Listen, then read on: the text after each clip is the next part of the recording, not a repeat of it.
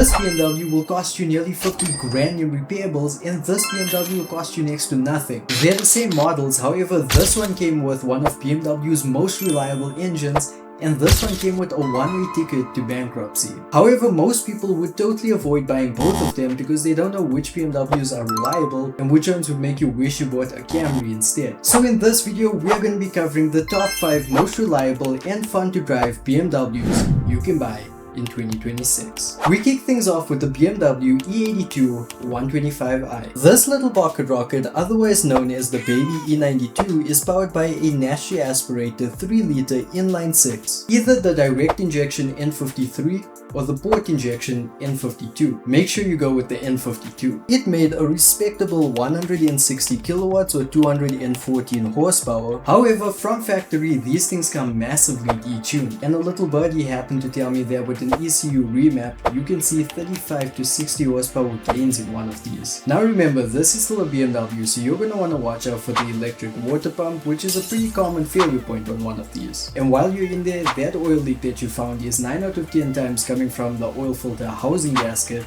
so you might want to replace that as well. Now when you're scouring the web to find one of these, don't be tempted by the 135i's you see roaming around, because even though it's turbocharged with its N54, otherwise known as the German 2JZ, that thing will leave you in a financial hole you aren't getting out of. Everything from high pressure fuel pumps, turbo wastegates, fuel injectors, etc. Just save yourself the headache and don't even look in the 135i's direction. Next on the list, we have what's probably the most fun reliable BMW on the market, the Z4. Specifically the 06 to 08 3-liter SI, which came with the N52. It made 265 horsepower or 197 kilowatts in a 2-seater convertible, which is already pretty fun. However, because you're choosing the SI version, you also get things like upgraded brakes, a more aggressive ECU tune, as well as upgraded sportier suspension and a variable length intake header. So if you're looking to pick up a driver's car that you're really going to enjoy driving, this is definitely the pick. Now if you do opt for a higher mileage example, it's definitely worth taking a look at some of the cooling system components as well as the DISA valve on the intake, and perhaps replacing the old oil filter housing gasket. I think you're starting to see a trend with these more reliable BMWs in terms of the things you have to do maintenance wise. As far as tuning goes, these cars are pretty much perfect from factory.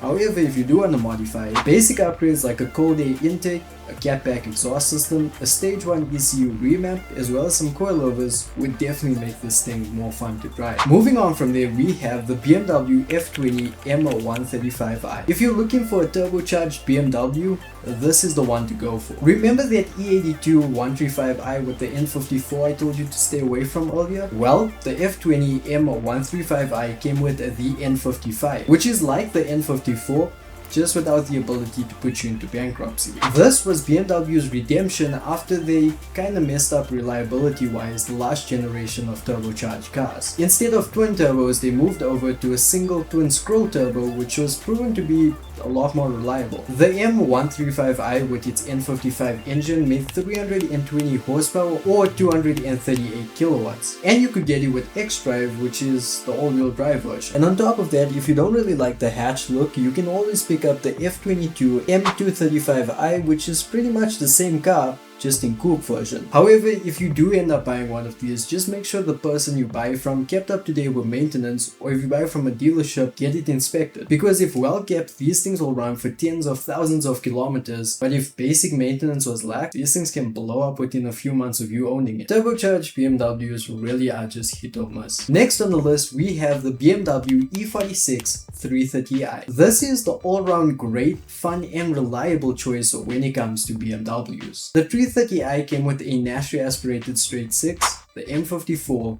P30. It made 231 horsepower or 170 kilowatts with 300 Newton meters of torque, which is highly respectable for a 20-year-old car. However, buying a 20-year-old car means that condition matters more than mileage. Definitely opt for a dealer inspection if you go the dealer route, or make sure you thoroughly inspect the car and take it for a test drive if you go via the private seller route. Buying an E36 330i will leave you in a space where you get to experience the best of the analog experience when it comes to BMWs. BMWs. Old enough to make you feel absolutely connected to the car, and new enough to have decent power. If you wanted the E46 M3 but didn't have E46 M3 money, this was the closest you could get to experiencing that of the M3. Common things to look out for again are cooling system components as well as rear subframe cracks. So make sure to check those things out before purchasing one. Last on the list we have the E90 330i. This is probably realistically the best buy on the list. I mean, this is a 4-seater N52 B30 powered sports sedan that just ticks every box. It made 255 to 272 horsepower or 190 to 200 kilowatts depending on the year model. It's a rear-wheel drive with a balanced chassis that makes it take corners really well despite it being a family sedan. It has smooth power delivery as well as great low-end torque, and you can pick one of these up with a good old 6-speed manual. In terms of maintenance,